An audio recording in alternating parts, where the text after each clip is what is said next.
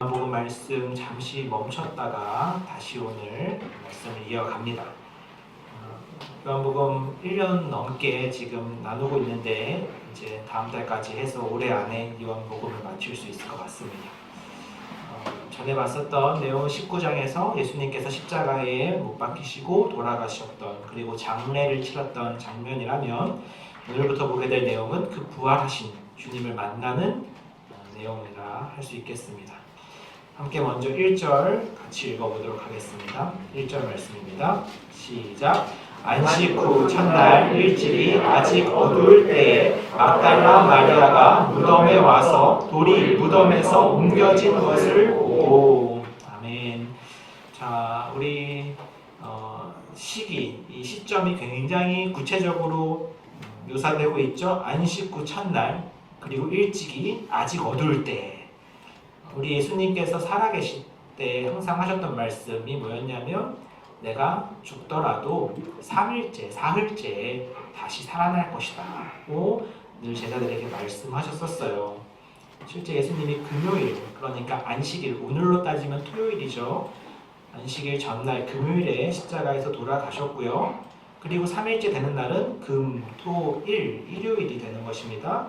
그 바로 일요일이 안식 후 첫날이 되겠죠. 그런데 그 첫날 일찍이니까 그것도 아직 어두울 때니까 이제 새벽입니다. 안식 후 첫날이 거의 되자마자예요. 이런 아주 이른 시간에 막달라 마리아가 무덤에 이제 온 것이죠. 예수님을 장례 지냈던 예수님의 무덤으로 온 것입니다. 그럼 막달라 마리아는 왜 이 이른 시간부터 무덤에 왔을까? 정말 예수님께서 부활하셨을까? 그것을 어떤 의미에서 의심하면서 한번 가보신 것일까? 그런 것 같지는 않습니다. 우리 이어진 이야기를 보면 아시겠지만 예수님의 부활에 대해서는 그녀는 지금 전혀 생각도 못하고 있고요. 아마도 그 당시 이제 장례 문화에 따라 애곡하러 갔을 것으로 추정이 돼요. 어쨌든 안식일에는 이제 그렇게 할 수 없으니까 유대인의 그 법상 안식일이 지나자마자 빨리 간 거죠. 그런데 가서 보니 문제가 생겼어요. 무엇입니까? 돌이 무덤에서 옮겨져 있는 거예요. 그러니까 이 돌은 이제 보통 돌은 아니거든요. 굉장히 크고 무거운 돌이고, 근데 그런 돌이 예수님의 그 무덤을 이제 가로막고 있던 거기에 일종의 문과 같은 역할을 하는 이 돌이 이미 무덤에서 옮겨져 있는 것을 본 거죠. 얼마나 놀랐겠어요. 그리고 그 무덤 안을 아마 들여다봤겠죠. 그랬을 때 예수의 시체가 없어진 것을 확인합니다. 정말 많이 놀랐을 거예요. 그래서 2절에 제자들에게 가서 얼른 이 사실을 전하죠. 2절 한번 같이 읽어볼까요? 자, 2절 시작. 시몬 베드로와 예수께서 사랑하시던 그 다른 제자에게 달려가서 말하되 사람들이 주님을 무덤에서 가져다가 어디 두었는지 우리가 알지 못하겠다 하니. 아멘. 자, 이 막달라 마리아 여인이 얼른 다시 제자들에게 갑니다. 그리고 두 명의 제자가 등장하는데 한 명은 베드로고요. 한 명은 예수께서 사랑하시던 그 다른 제자. 이제 누군지 아시겠죠? 이제 요한이죠. 이 99%의 가능성으로 요한입니다. 베드로와 요한에게 특별히 이 두 제자는 어떤 제자였냐면 앞서 예수님의 십자가 처형 때도 있었던 유일한 두 제자예요. 나머지 10제자는 어디 있었는지 알 수가 없어요. 두 명은 분명히 있었죠. 그 두 제자에게 가서 말하는 거예요. 어떻게 말합니까? 사람들이 주님을 무덤에서 가져다가 어디 두었는지 우리가 알지 못하겠다. 이 말만 보더라도 예수님의 부활을 생각하면서 간 게 전혀 아니죠. 무슨 결론을 내린 거예요? 그녀 스스로? 시체를 도둑맞았다 이거예요. 누가 가져갔다고 지금 이야기하는 것입니다. 재밌는 것은 여기서 어떻게 표현하냐? 우리가 알지 못하겠다라고 말해요. 우리가. 그렇죠? 2인칭 복수로 말하죠. 분명 1절에서 봤을 때는 막달라 마리아 혼자 간 것처럼 써있지만 사실은 그녀 혼자 간 게 아니었던 거죠. 요한이 막달라 마리아에게 초점을 맞춰서 기술하고 있는 것이지 이 사건은 너무 중요한 것이기 때문에 다른 복음서 마태, 마가, 누가에도 아주 자세히 기록되어 있거든요.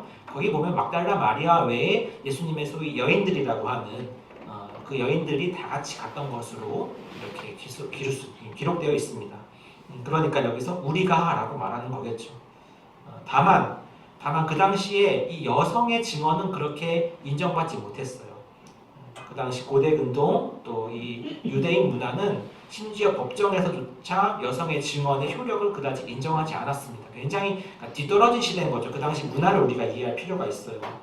그래서 이렇게 말했음에도 불구하고 이런 문화적 배경 때문인지 또 믿을 수 없는 일이라고 생각했는지 이 제자들, 특별히 베드로와 요한은 그 말을 안 믿습니다. 안 믿었던 것 같아요. 어떻게 해야 될까요? 그래서 진짜 그러한지 확인을 해보러 가죠. 실제로 그러한가. 그게 바로 3절, 4절입니다. 3절, 4절 한번 같이 읽어볼까요? 자, 시작. 베드로와 그 다른 제자가 나가서 무덤으로 갈새 둘이 같이 다름질하더니 그 다른 제자가 베드로보다 더 빨리 달려가서 먼저 무덤에 이르러. 아멘. 자, 베드로와 요한이 그 이야기를 듣고 정말 그러한가 놀란 마음에 그렇죠? 빨리 확인하러 가기 위해서 뛰어갑니다. 근데 재밌는 것은 4절에 보시는 것처럼 굳이 요한이 자기가 베드로보다 달리기를 더 잘했다라는 내용을 적어놔요. 네. 그만큼 자기가 신체적으로 더 우월했다 이것을 표현한다라기보다는 그만큼 자기 마음이 얼마나 간절했는가 이걸 좀 나타내고 싶었던 게 아닐까 싶어요. 왜 더 달리기를 요한이 더 잘했을까? 중요한 건 아니지만 아마 요한이 베드로보다 더 젊었을 것으로 우리가 추정해 볼 수 있을 것 같습니다. 베드로가 좀 형님이었던 것 같아요. 그래서 어쨌든 그 건강한 신체 능력을 바탕으로 달리기는 먼저 해서 무덤에는 먼저 도착하는데 또 여기서 어떤 소위 연륜의 차이가 나죠. 두려워서 들어가 보지는 못해요. 요한은 빨리는 도착했지만 들어가 보지는 못합니다. 근데 뒤늦게 이어서 온 베드로는 성큼성큼 들어가죠. 여기서 요한과 베드로의 좀 다른 점, 또 차이점을 좀 느낄 수 있는데 그게 5절부터 7절이죠. 5절부터 7절 한번 읽어볼까요? 자, 시작. 구부려 세마포 놓인 것을 보았으나 들어가지는 아니하였더니 시몬 베드로는 따라와서 무덤에 들어가 보니 세마포가 놓였고 또 머리를 쌌던 수건은 세마포와 함께 놓이지 않고 딴 곳에 쌌던 대로 놓여 있더라. 아멘. 자, 말씀드린 것처럼 요한은 달리기를 잘해서 먼저 도착했으나 들어가 보지는 못해요. 그냥 마치 마리아가 밖에서 그 안을 이렇게 구부려서 들여다본 것처럼 들어가 보지는 못하고 밖에서 확인만 합니다. 왜 들어가 보지 않았을까? 첫째로 인간적인 본능상 두려웠을 수 있죠. 무섭잖아요. 쉽게 말하면 무서워서 안 들어간 걸 수도 있고요. 두 번째로는 유대인의 정결법상 시체를 만지면 부정해진다라는 게 있기 때문에 그런 부분에서 좀 조심스러웠던 부분이 있을 수 있어요. 그러나 베드로는 이런 것과 상관없이 무덤에 오자마자 들어오죠. 그리고 아주 그 안의 상황을 자세히 살핍니다. 마치 이렇게 탐정이 추리하듯이. 그래서 봤더니 아주 자세히 묘사가 되어 있죠. 세마포가 그대로 놓여 있어요. 그리고 예수님의 머리를 쌌던 수건, 이거 다 아리마대 사람 요셉하고 그 니고데모가 장사 지냈던 것들이죠. 수건하고 이런 세마포가 아주 정성스럽게 그대로 놓여 있는 거예요. 그러니까 실제 이게 그들이 의심했던 것처럼 누군가 시체를 도둑질해 간 것이라면은 이런 식의 그 정리는 되어 있지 않았겠죠. 시체를 도둑질해 가는 사람이 왜 그렇게 예쁘게 정리를 해놓고 가겠어요? 그건 아니었겠죠. 그래서 그러니까 우리가 알 수 없는 어떤 신비스러운 일이 벌어진 거예요. 그러니까 뭐 영화 같은 거 보면은 막 묘사가 되기를 이렇게 막 공기 빠지듯이 막 슉 빠지는 것도 있고 여러 가지가 있잖아요. 근데 그건 성경이 말해주지 않고 있고 우리가 다 우리의 머리로 어떻게 이해하기는 어렵습니다. 중요한 건 뭐예요? 여기서는 적어도 이 시체가 이제 없어진 거죠. 남은 것은 예수님을 쌌던 세마포와 수건만이 그대로 그 자리에 남겨져 있었다는 것입니다. 그래서 8절 한번 같이 읽어볼게요. 8절입니다. 시작. 그때야 무덤에 먼저 갔던 그 다른 제자도 들어가 보고 믿더라. 그때야 이제 베드로가 먼저 들어가서 그런 모든 것들을 확인하고 살펴보니 이제 좀 담대함이 생겼나 봐요. 요한도. 아, 형님도 들어가셨는데. 그렇잖아요. 우리 그런 거 있잖아요.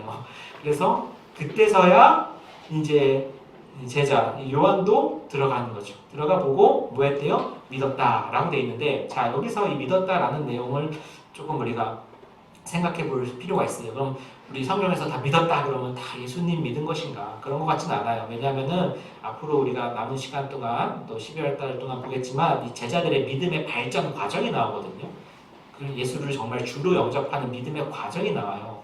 그러니까 여기서 믿은 내용은 정말 예수님이 부활하셨다라든가 이런 사실을 믿은 게 아닙니다. 뭘 믿었다라는 거예요? 앞서 얘기한 막달라 마리아가 전한 이야기를 믿었다는 거예요. 아 진짜 시체가 없어졌네. 그렇죠? 막달라 마리아가 와서 누가 우리 시체를 가져갔어요. 우리 주님 시체를 가져갔어요. 라고 말했는데 그 말 못 믿은 거예요. 못 믿고 가서 확인해보니 두 눈으로 확인해보니 진짜네 라고 믿게 되었다라는 거죠. 그럼 무엇을 말하고 싶은 거냐면 이들이 지금 여기서는 전혀 예수님의 부활은 눈꼽만큼도 생각하지 못하고 있었다라는 것입니다. 참 놀랍죠? 예수님이 그토록 살아생전에 그렇게 많이 강조하고 반복하셨는데 지금 그들은 예수님의 부활에 대해서는 조금 일말의 가능성도 생각하고 있지 않다라는 거예요. 그래서 그런지 9절에 보면 괄호 처리되어 있죠. 괄호 처리되어 있고 그것을 이제 설명해 주고 있어요. 이건 원래 요한복음을 썼던 요한이 쓴 말이 아니라 괄호로 되어 있다는 거 하는 것은 나중에 이 성경을 이제 받아서 쓰는 사람이 이걸 좀 설명해 주고 싶은 거죠. 설명해 주고 싶은 일종의 어떤 해설을 담은 것입니다.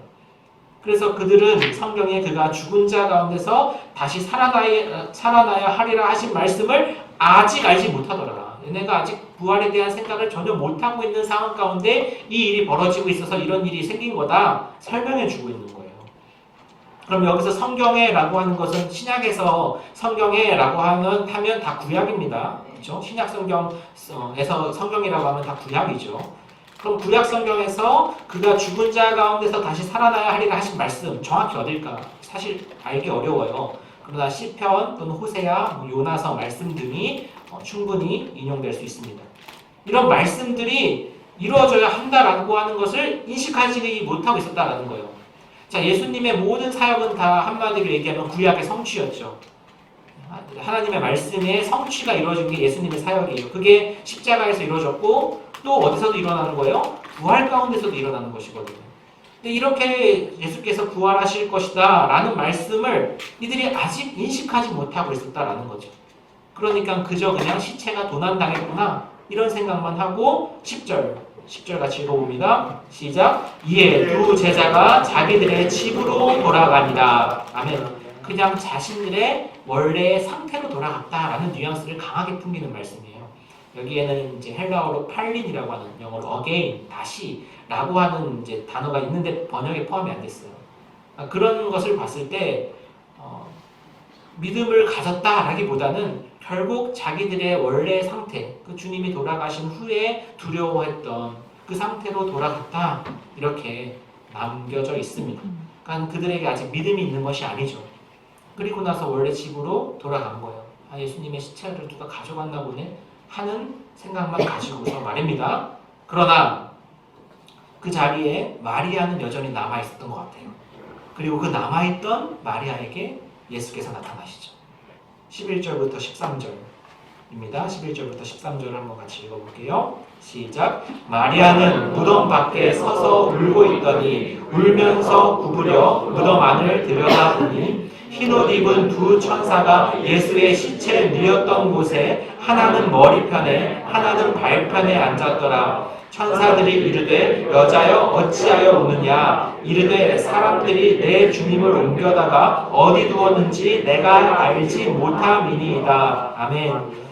두 제자는 그래서 다시 돌아갔어요. 마리아는 여전히 남아서 이제 울고 있습니다. 무덤 밖에 서서 울고 있어요. 아무리 생각해도 받아들이기 힘들고 믿겨지지 않고 또 가뜩이나 주님 죽으신 것이 슬픈데 시체까지 도난받았다고 생각하니 더 황망해요. 그러면서 자꾸 들여다보게 되는 거예요. 정말 이게 무슨 일일까 하면서 울면서 구부려서 무덤 안을 다시 들여다보는 거였겠죠. 자, 그런데 거기에 웬 전에 보이지 않던 두 사람, 사실은 두 천사가 보여요. 바로 12절에서처럼 흰옷 입은 두 천사가 예수의 시체에 누였던 곳에 앉아 있어요. 근데 각각 하나는 머리편에 하나는 발편에 앉아 있었던 거죠.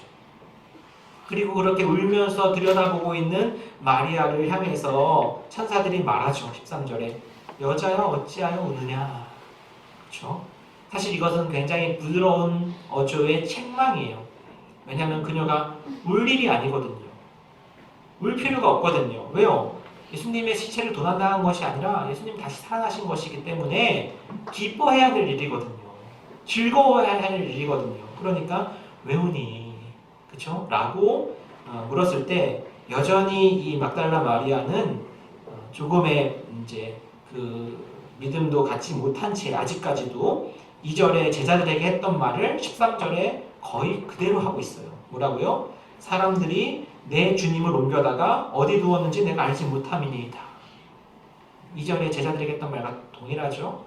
누가 우리 예수님 시체를 가져갔어요. 그래서 울고 있어요. 이렇게 말하는 거죠. 여전히 그녀는 계속 시체를 도둑맞았다라고 생각하고 있는 거예요. 계속 부활에 대한 생각은 조금도 못하고 있습니다. 그러니까 이제 좀 예수님이 답답하셨는지 드디어 14절에 진짜 예수님이 등장하시죠. 이제서야 천사들도 나왔지만 예수님이 실제로 그녀에게 나타나십니다. 그게 바로 14절, 15절이죠. 14절, 15절. 자, 같이 한번 읽어봅니다. 시작. 이 말을 하고 뒤로 돌이켜 예수께서 서 계신 것을 보았으나 예수이신 줄은 알지 못하더라. 예수께서 이르시되 여자여 어찌하여 울며 누구를 찾느냐 하시니 마리아는 그가 동산지기인 줄 알고 이르되 주여 당신이 옮겼거든 어디 두었는지 내게 이르소서 그리하면 내가 가져가리이다. 아멘. 천사들이 나타나서도 예수님의 그 시체가 여전히 도난당했다고 생각하는 이제 마리아를 향해 14절에 예수님이 나타나시죠? 마리아가 이 말을 하고 뒤로 돌이켜 보니까 예수님께서 서 계신 거예요. 그런데 어때요? 예수님인 줄 못 알아봐요. 굉장히 좀 흥미로운 장면이죠. 왜 못 알아봤을까? 물론 이제 그녀가 너무 많이 울어서, 그렇죠? 너무 많이 울어서 눈물이 고여서 충분히 가능하죠. 또는 예수님이 십자가에서 죽으실 때의 모습과는 많이 달랐겠죠. 예수님 너무 이렇게 비참하게, 너무 얼마나 그 몰골이 처참하셨겠어요. 죽으실 때. 그 모습으로 돌아가셨는데 새로운 육체로 부활하신 모습은 많이 달랐겠죠. 같은 동일한 사람이라 하더라도. 그러니까 이렇게 쉽게 알아보기가 어려웠을 수 있어요. 어쨌든 간에 알지 못해서 있으니까 이제 예수님이 아예 말을 거시죠. 이번엔 예수님이. 천사들과 같은 동일한 질문을 하십니다. 약간 이건 역시 부드러운 어조의 책망이라고 할 수 있겠죠. 여자여 어찌하여 울며 누구를 찾느냐. 왜 우니? 그렇죠? 천사들이 했던 말처럼 울 필요가 없는데 왜 그렇게 서글퍼하고 있니? 라고 이제 물으시는 거죠. 자, 이제 예수님의 음성까지 들었어요. 목소리까지 들었어요. 목소리까지 달라졌을까요? 모르겠습니다. 근데 여전히 그 목소리까지 듣고도 마리아는 예수님인 줄 몰라요. 심지어 그가 동산지기인 줄 알았다. 이렇게 써 있어요. 동산지기 굉장히 재밌는 표현인데 케프로스라고 하는 이제 성경에서 유일하게 한 번만 쓰이는 단어예요. 그러니까 뭐냐면 동산 관리인입니다. 관리인. 그 동산을 관리하는 그 당시 사회적으로는 좀 하층 계급에 속했던 이제 관리직 사람인 거죠. 그런 동산직인 줄 알았나 봐요. 그러니까 예수님이 부활하셨다고 해서 엄청 화려한 옷을 입고 계신 이런 건 아니었던 것 같습니다. 동산지기를 오해한 것을 보면.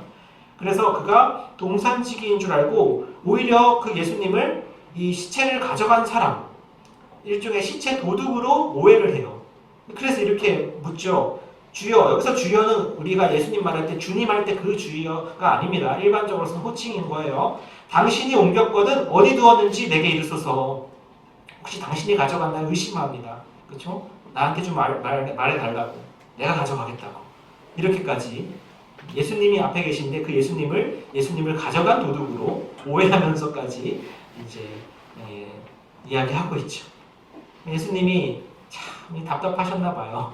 지금 예수께서 부활하셨다라고 하는 사실을 깨달을 만한 순간들이 여러분 오늘 보는 동안 참 많이 있었죠. 많이 있었는데 끝까지 어떤 인간의 이 인식은 뭐예요? 도둑 맞았다라고 하는 인식에만 갇혀있는 거예요. 부활하셨을 리가 없는 거죠. 그건 아예 생각도 못하고 있는 거죠. 그렇게 주님이 말씀하셨음에도 불구하고.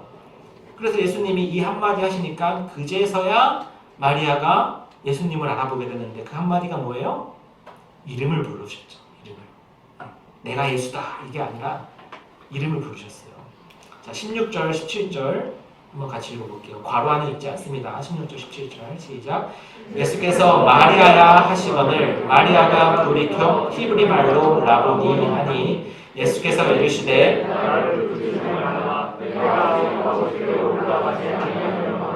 너는 내 형제들에게 가서 이르되 내 아버지 곧 너희 아버지 내 하나님 곧 너희 하나님께로 올라간다 하라 하시니 아멘.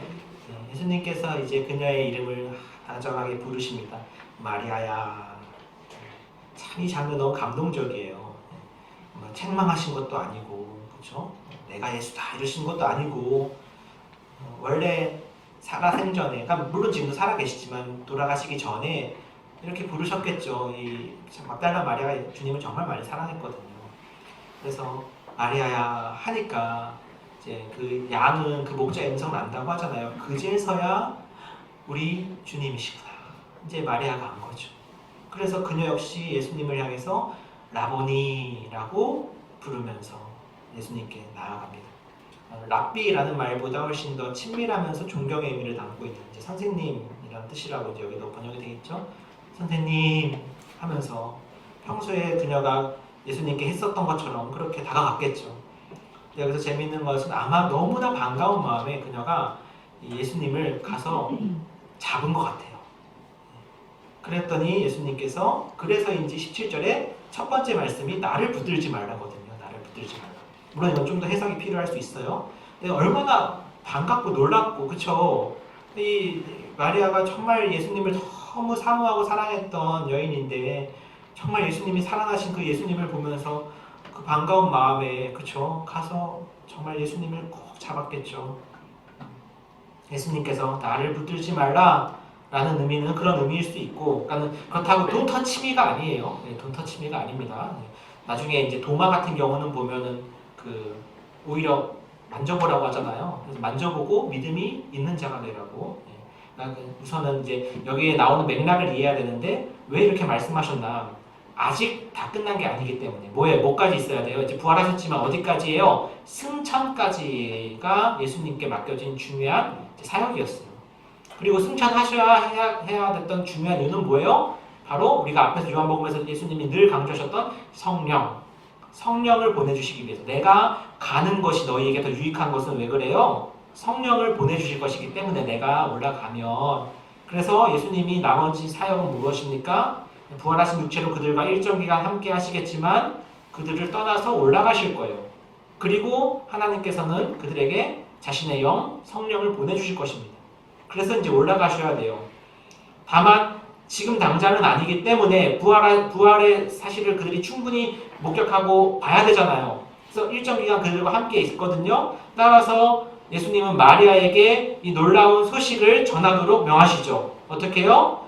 내가 아직 아버지께로 올라가지 아니하였기 때문에 너는 마리아 너는 자 가서 전해라. 뭐를요? 내 형제들에게 가서 이르되 내가 내 아버지 곧 너희 아버지 내 하나님 곧 너희 하나님께로 올라간다고 전하라 말씀하신 거예요. 무엇입니까? 인류 최초의 복음 전파의 사명이 막달라 마리아라고 하는 한 여성에게 주어진 것이죠. 굉장히 중요한 거예요. 이게 바로 최초의 복음 전파거든요. 그런데 그 당시 심지어 법정에서의 증언조차 효력을 인정받지 못하던 여인에게 이 놀라운 소식에 대한 증언, 복음 전파가 주어졌다고 하는 것을 여러분이 주목해서 봐야 되는 거예요. 이게 만약에 사람의 어떤 지혜로 꾸며낸 것이라면 이런 식으로 쓰지 않습니다. 오히려 하나님의 나라는 이처럼 늘 놀라운 것이에요. 가장 어떻게 보면은 약한 것을 들어서 강하게 쓰시는 것이고 역전시키시는 것이죠. 그래서 이 사실을 최초로 이 복음을 전하는 사람이 이 막달라 마리아라는 그 당시의 여성이었다라는 것을 우리가 좀 주목해 볼 필요가 있어요. 더군다나 예수님은 이제 제자들을 향한 호칭도 좀 달라지는 것을 볼 수 있습니다. 뭐냐면 너는 내 형제들에게 가서, 이 형제들은 예수님의 실제 형제들, 물론 예수님의 동생들이 있었어요. 예수님은 믿지 않았습니다. 나중에서야 믿게 되죠. 그 형제들은 여기서 그렇다면 제자들을 의미하는 거죠. 제자들. 예수님이 12 제자들에게 가서 전하라는 거예요. 뭘요? 내가 내 아버지, 곧 너희 아버지, 내 하나님, 너희 하나님. 이 표현 자체도 벌써 뭘 보여줘요? 형제가 되었음을, 그들이 한 아버지 하나님을 모시는 한 형제가 되었음을 보여주는 거죠. 물론 여기에는 또 예수님과 제자들의 구별이 있지만 그들이 믿고 따르는 아버지 하나님은 동일하신 분인 거죠. 그들에게 가서 내가 올라간다, 이제 곧 올라간다 라고 하는 사실을 전하라고 말씀하셨을 때 마리아가 이 말씀에 순종해서 18절 제자들에게 전합니다. 자, 18절 한번 같이 읽어보죠.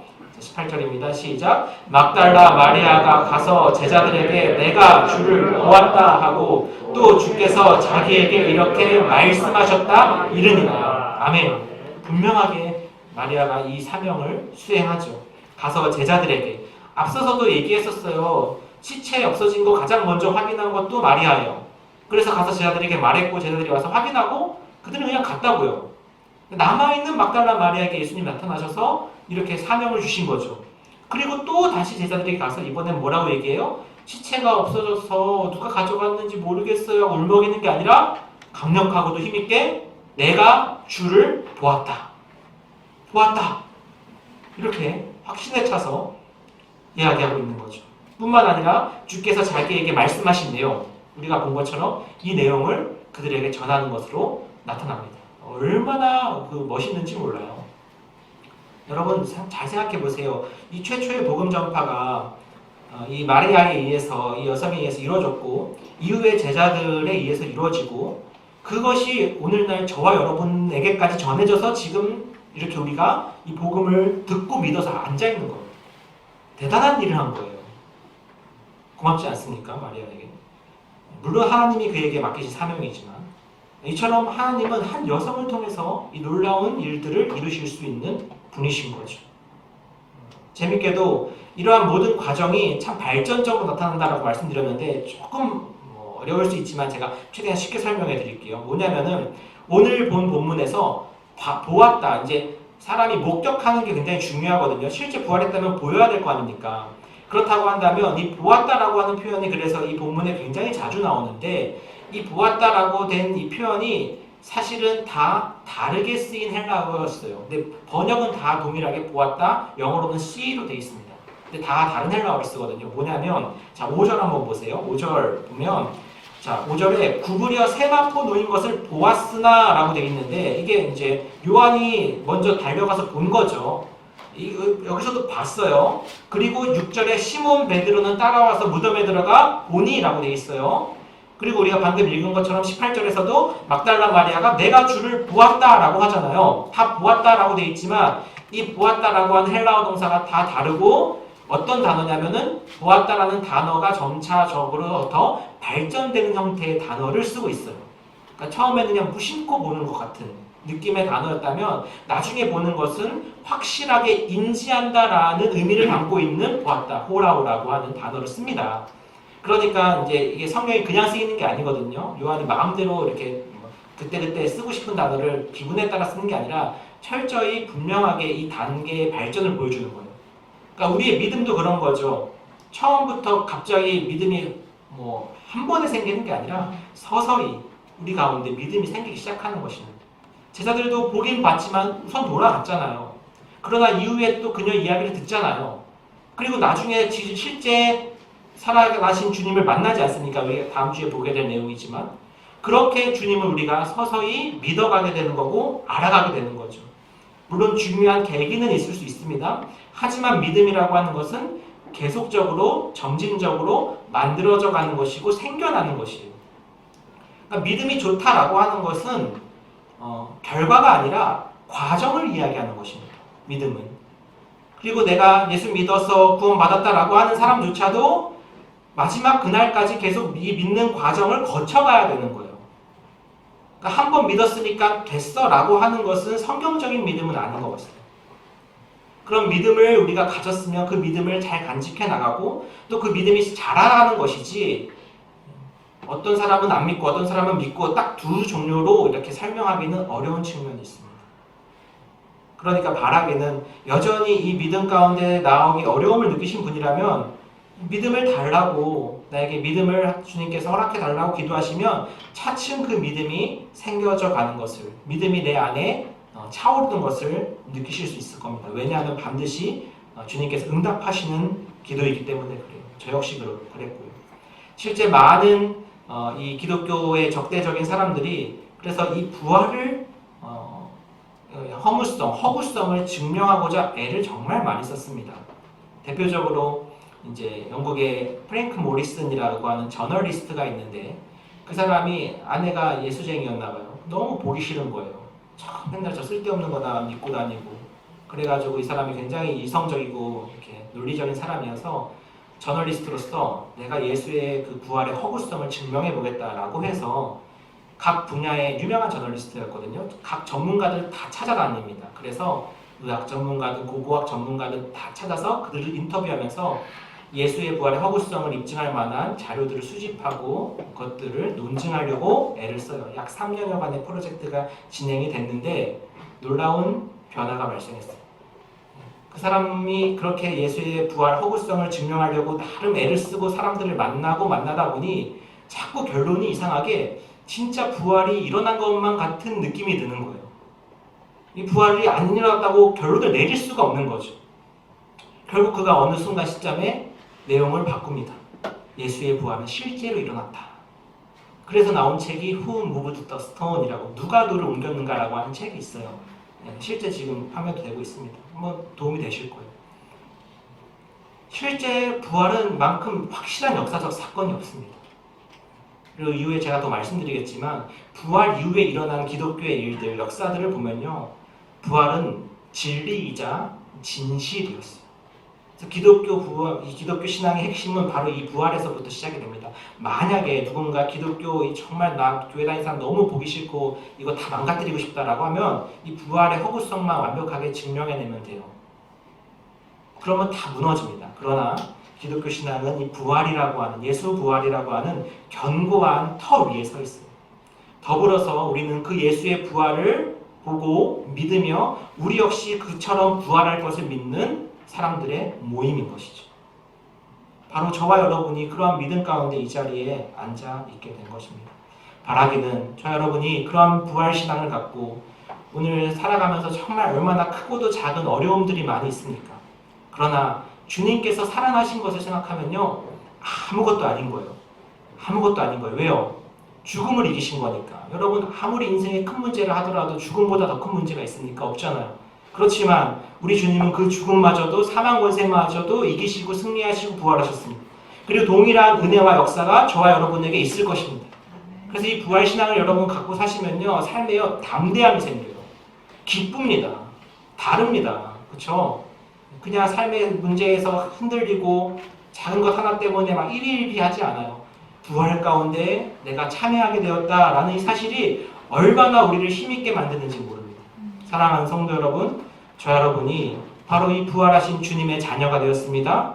그 부활하신 주님을 따르고 또 이 놀라운 소식을 전하는 저 여러분 되시기를 주님의 이름으로 축복합니다. 아멘.